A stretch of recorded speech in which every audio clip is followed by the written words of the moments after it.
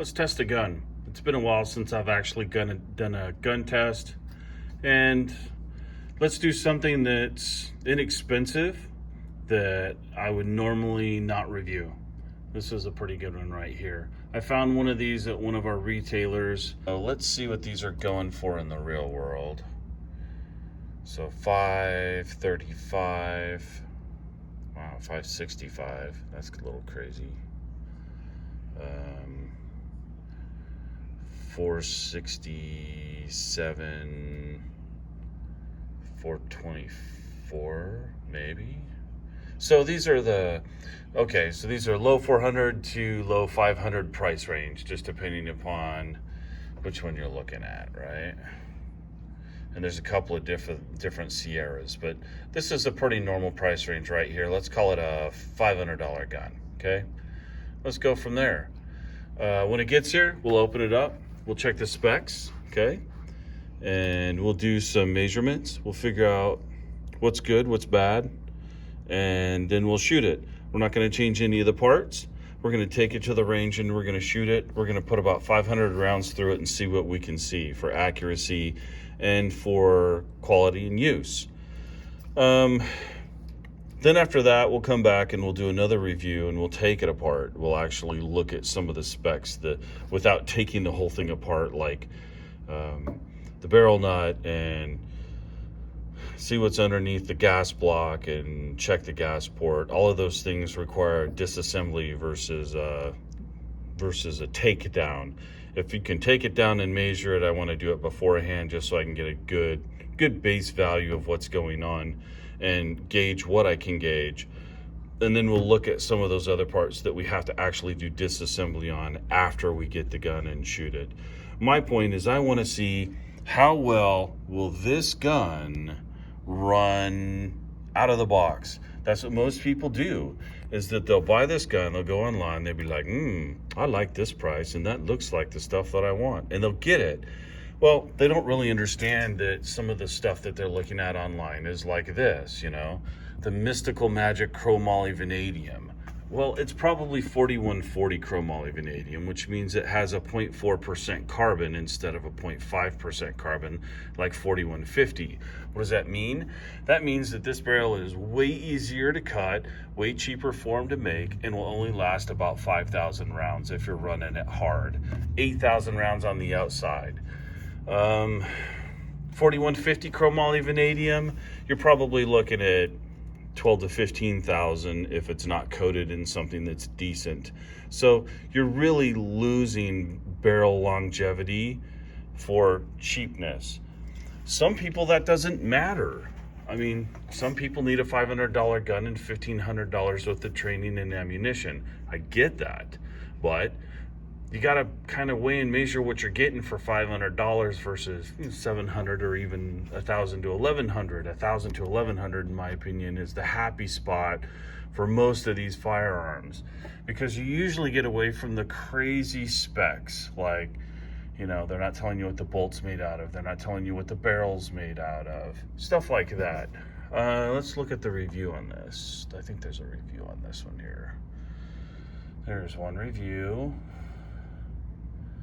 It's a 1-star, and basically it shit the bed. They sent it back. They didn't tell them what they did. They shipped it back to them, and it shit the bed and wiped it all over the walls again. Sweet. Okay, well, let's do this. It sounds like a good thing to do. It'll probably be a couple of different parts in this. We'll probably do the initial bench, then we'll do the shooting as another video, and then we'll do the post bench on a third one. On the third one, I will probably go over what I would change on this gun and how I would change them to make it a better gun and how much it would actually cost you to get it there. That way you kind of understand, why is this a $500 gun versus, an $1,100 gun or a $1,600 gun? There's reasons for that. But it'd be a good thing to check out, so let's try it. All right, so what are we doing today? We are going to crack this box open and we're gonna check it out. It hasn't been opened yet, as you can see right here. tape still sealed. So I have not touched this, played with it, looked at it at all. This is the first time that we've actually pulled this gun out of the box since it got here.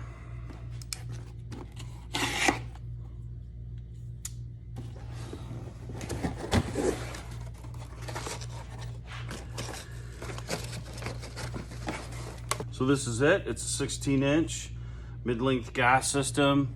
It's got a free-floated handguard, standard stock.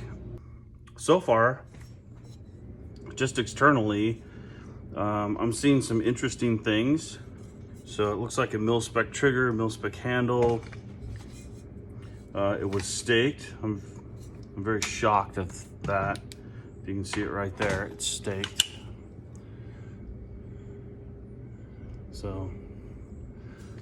So good on them. That's better than Anderson Manufacturing right off of the bat. Phosphate coated barrel. It looks like it's thicker towards the back side than it is towards the front, and it's got a basic step down. I'm not sure who's making this barrel. It might actually be Delton. It's got markings on it. So it's a 1 in 9 twist. I think Delton's actually making this barrel. I don't know anybody else who's making it. Maybe Green Mountain. Maybe Bear Creek Arsenal. We'll see. So the crush washer is on correct. That's really nice to see. It looks like it's actually straight. That's really nice to see. All right.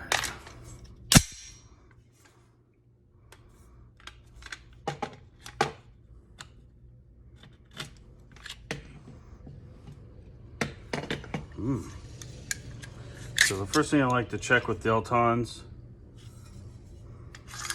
is the bolt carrier group. The bolt carrier groups have been pretty crappy over the years. I've seen a lot of their gas keys come loose. So this one is staked. Looks like it's staked fairly decently. It is Chinese screws.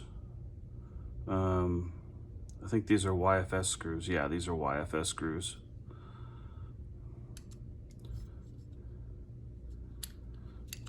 Feels tight. Interesting. It's phosphated. Looks like it has proper chrome lining in the gas key. It's rough, but it's still proper. We'll check that.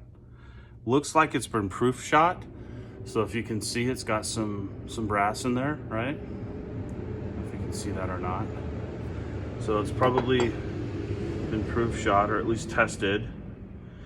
The hammer spring is installed correctly. That's cool.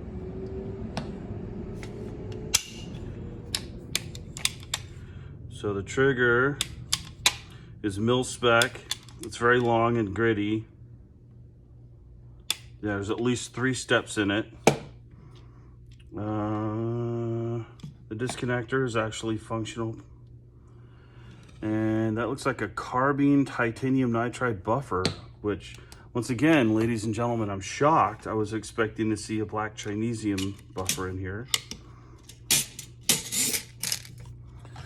Wow.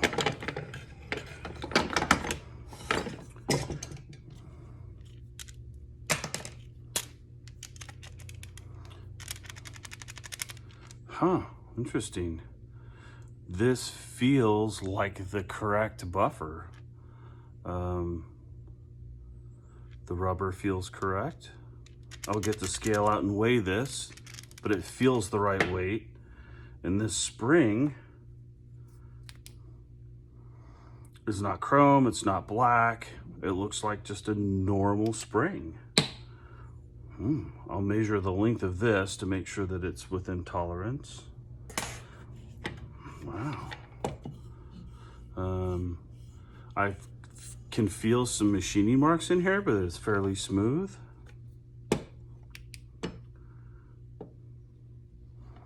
Okay, so the retainer's in there correct. The safety feels correct. There's a polymer trigger guard on this instead of the mil-spec, which is nice. It does not look like a Magpul. Looks like some sort of aftermarket copy. I don't see a Magpul symbol on it, but it's better than mil spec. Flathead screwdriver screw in the handle. That's neither here nor there, but I still kind of like that. The Allen wrench. Let's try the mag release. So the mag release is actually installed properly, and it looks like the mag catch is proper. Okay, so let's look at the feed ramps. The feed ramps look correct.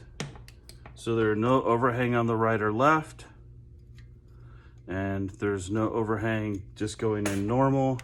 There are impact marks on here from brass, so I think this has been actually test fired.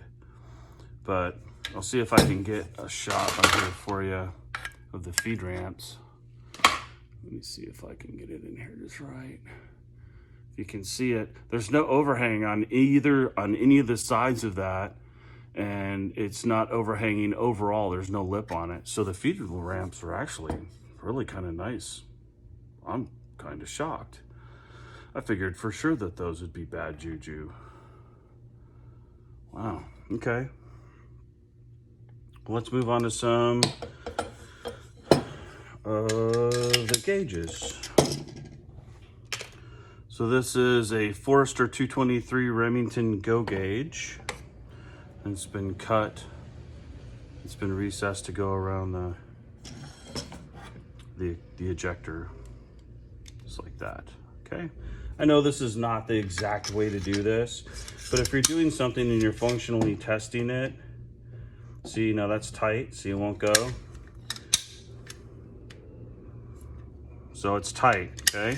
Does that mean it's correct? No, not really. I mean,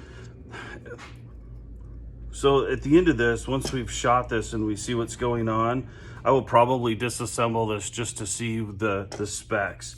And when that happens, I'll take the bolt out and then I'll check the bolts to the barrel at that point. This is tight. And what that means is I have to be concerned about overpressure on the first couple of rounds.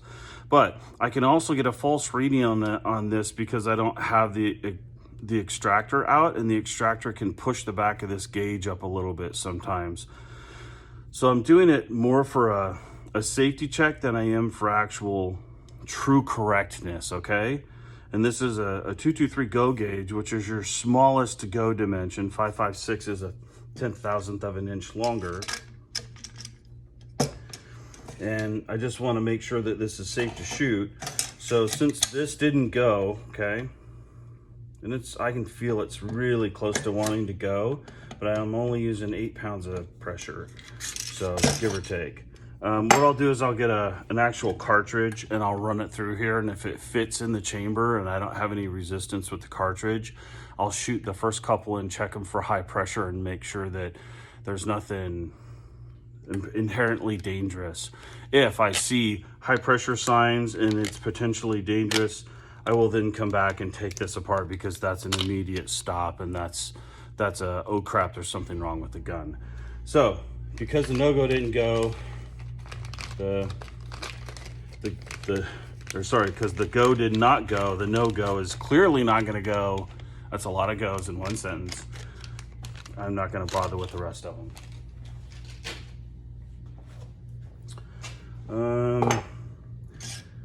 What else? Let me set up to check the bolt carrier group.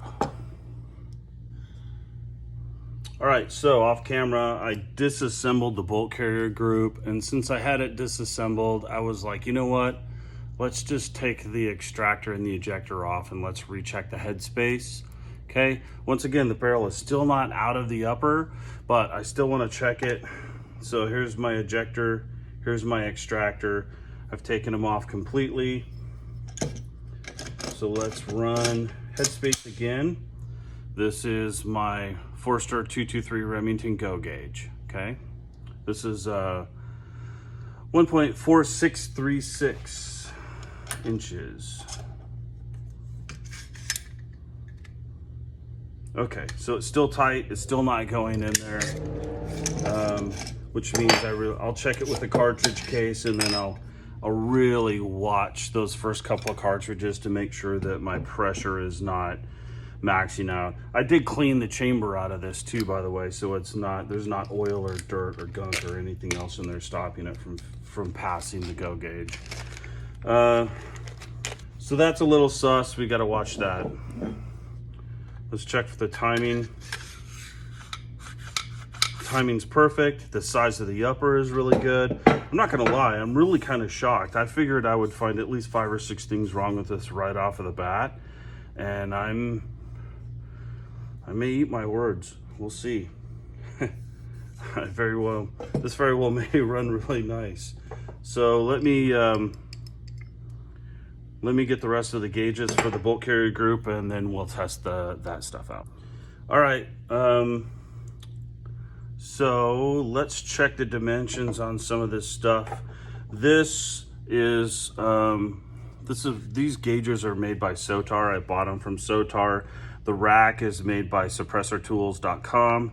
I have been to the School of the American Rifle. If you haven't taken a class from Chad Albright and you do this stuff for a living, you need to make it happen. So this tells you what's going on with the gun. I have one extra gauge from his kit in here.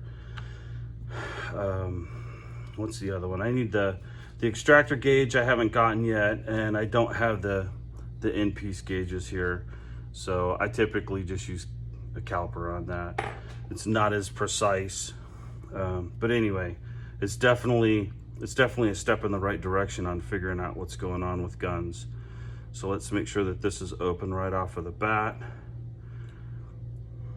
Ooh, that's pretty tight. So most of your bolt carrier groups, oh, there we go. That'll slip right in. And let's see if you can see this or not. You can see it's in there. So it went all the way through, which means it is not blocked. So this is the go gauge for that. This is the no-go. The no-go does not go, the go goes. So that's the right dimension. Very cool. Let's check the first run. A little sloppy. Right there in the yellow, so that's okay. Perfect. So a little sloppy. It's right there. Once again, that one's green. So that's a little bit more towards the efficient mark. Okay, that's pretty good. So let's check the tail run.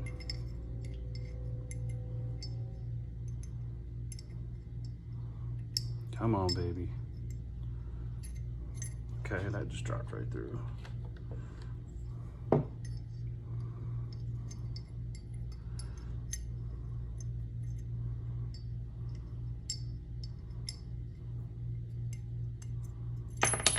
So that one dropped through. So this is the yellow.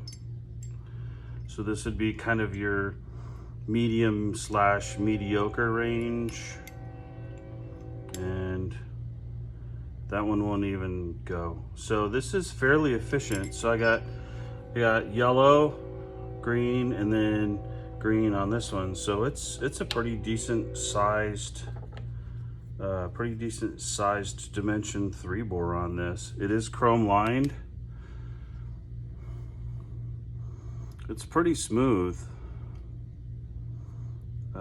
It looks like they used some sort of a sealant in between the gas key and the bolt carrier group. There's definitely a sealant on here.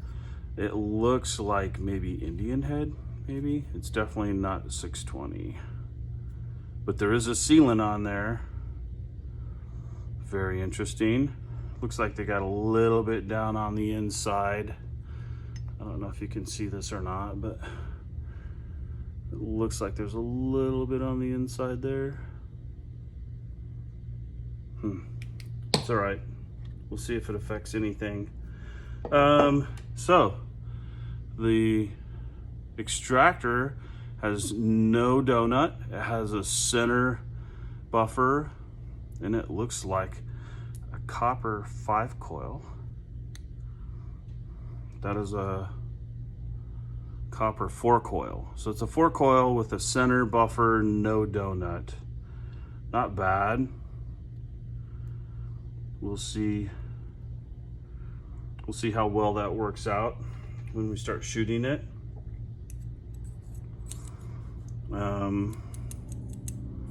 Firing pin, it's straight, moves just fine. So max clears. Minimum hits, so it passes the gauge. So everything's nice and concentric so far.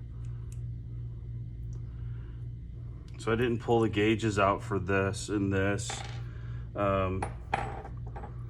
But so far I'm actually fairly impressed with the dimensions. I'm not sure who made this for Delton. I think they're outsourcing these, but it's not bad. It's actually kind of shocking. Okay, so I did check this hole, the dimension. I also checked the dimension on this. They are fine. They're on the large size, but they're within tolerance. I also checked the stem here, and then I checked the overall length of the bolt carrier group. You can see this. So this is 6.6730. So that's good. It's so far the bolt carrier group spec'd out just fine. Like I said, I'm impressed. All right, so let's weigh the buffer that it came with. It is 2.703 ounces, so a little light. Not a whole lot, but a little bit, tiny little bit. All right, so this is the buffer spring. It is 10 5/8 long. So it's a little short, but it's not horrible. It's not the worst I've ever seen coming out of a factory gun. So we'll keep an eye on that. Maybe a little spongy, but it's definitely better than some of the other ones I've seen. All right, let's try the trigger poundage.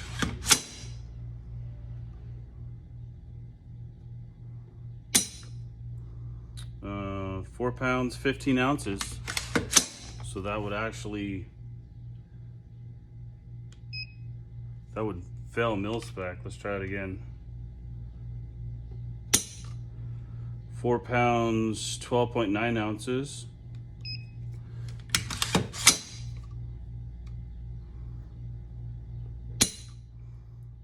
4 pounds, 6.8 ounces.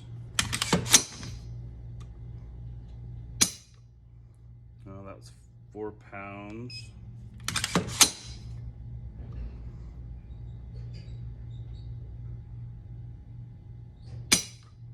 Four pounds, 11 ounces. So the average is 4 pounds, 9.5 ounces. That's not bad weight at all. 0.1715. So about 0.2 inch pull maybe. Somewhere in that area. It's not bad for length. It is creepy though.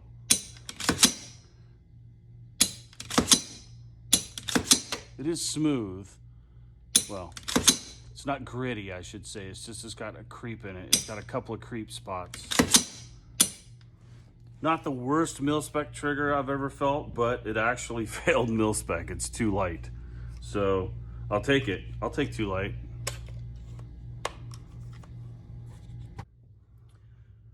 So this is the magazine it comes with. Gen 2 PMag, right? Goes right in. Locks in nice. It holds it open, so your hold open feature works. It doesn't spit it out. It's not jamming the mag feed lips in there. I can see that, it's hard to see. It's kind of right there.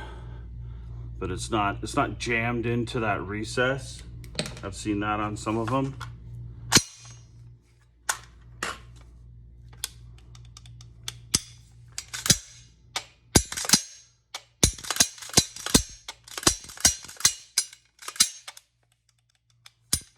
Okay, so it's fully functional. So after everything that we checked, what did I find? Headspace is too tight. I'm gonna check it with a cartridge. I'll do that off camera. Make sure that it'll seat on a cartridge and not be too tight. And I'll check my first couple of rounds for excessive pressure when I shoot this. But other than that, I'm fairly shocked at how close to spec everything is that I checked. All right, this is a PMC 55 grainer.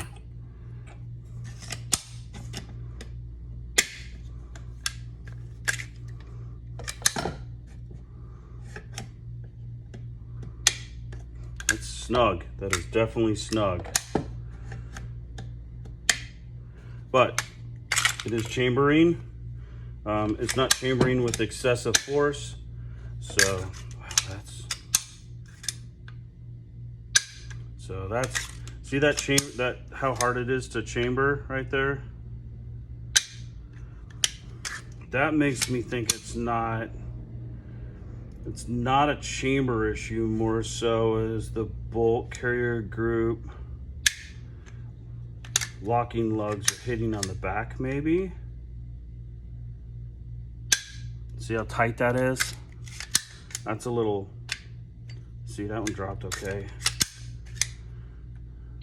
Okay, so it could just be that the back of the lugs in comparison to where the barrel extension is, it's hitting on the back of the lugs. It's not necessarily pushing everything forward from the breech face to the cartridge and stopping the cartridge from going in properly. It could just be hanging up on the back of the lugs.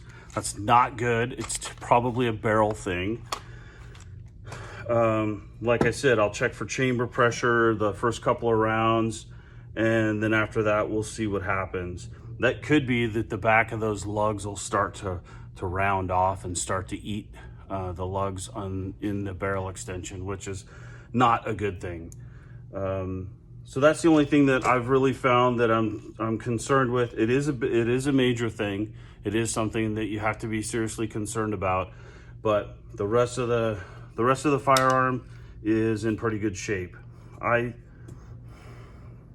want to try another bolt carrier group and bolt in this and see what happens, and see if maybe it's the bolt. If it does the same thing with a different bolt carrier group, then it's definitely the chamber, the barrel sorry, not the chamber, the barrel extension. So let me try that real quick.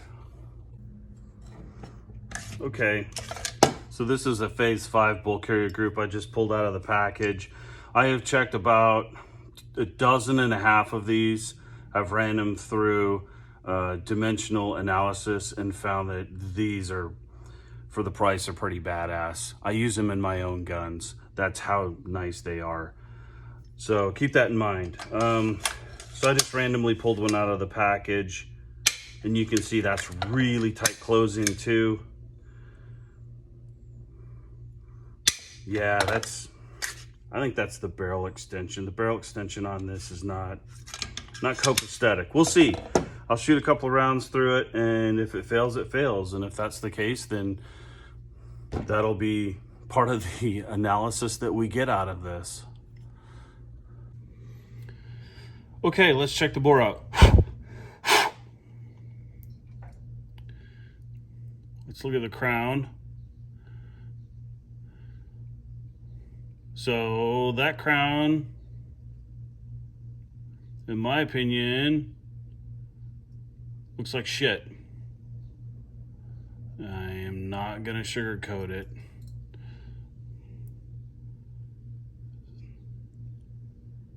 See, look at that. That looks like It looks like metal particulate. This was not cleaned up after it was cut. You see how it's just kind of sticking out? And then when you look up here, you can see it's not clean.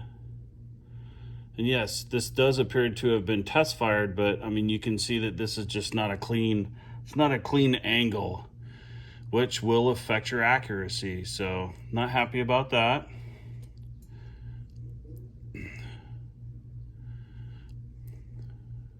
Yeah, this has been shot. It's got copper in it. So this probably had test rounds through it. Not dirty, just shot. See where we can find the, there we go. So that's the gas port, definitely been shot. The gas port does not look occluded to me. It looks aligned properly. It does look large. Now, I don't have the ability to gauge it, so I don't know the exact size, but it, just based on having looked at a bunch of barrels through this, it does look like a large gas port, so that means it'll probably run fast. Let's look at the rest of the barrel.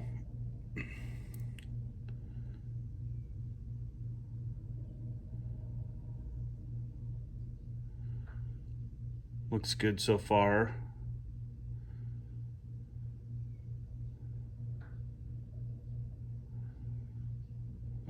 It's a rust spot.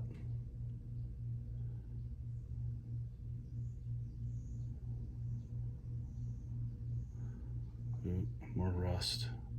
More rust.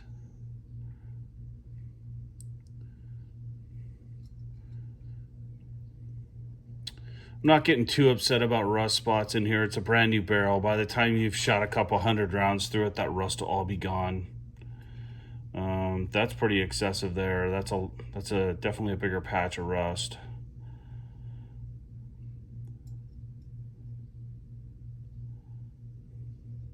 But it looked like surface rust. All right, let's look at the throat.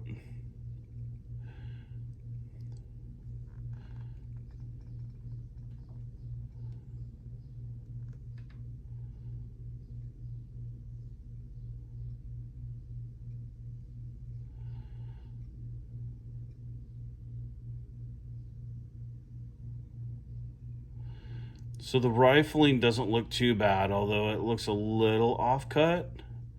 So when you look at the rifling, see how deep that one is compared to that one?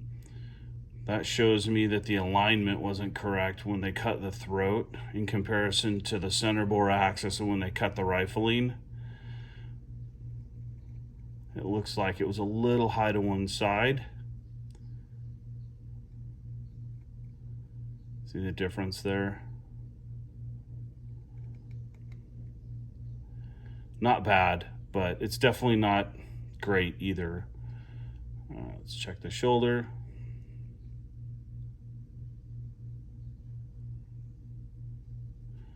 So that's quite a jump there. That's quite an edge. It's interesting. It's a lot of edge. And this is the shoulder.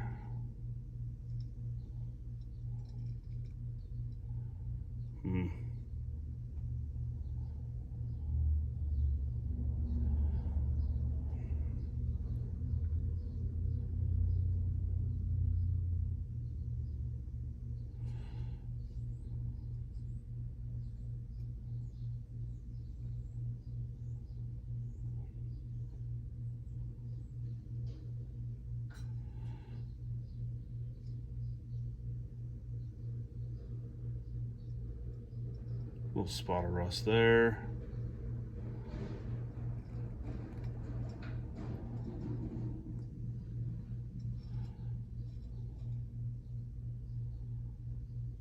Oh, big spot there.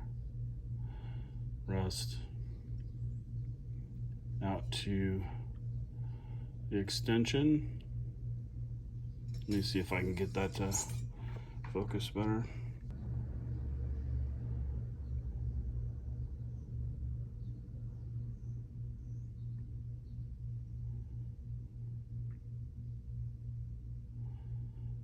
don't see any bad rough spots on the inside of the lugs, but we'll keep an eye on that.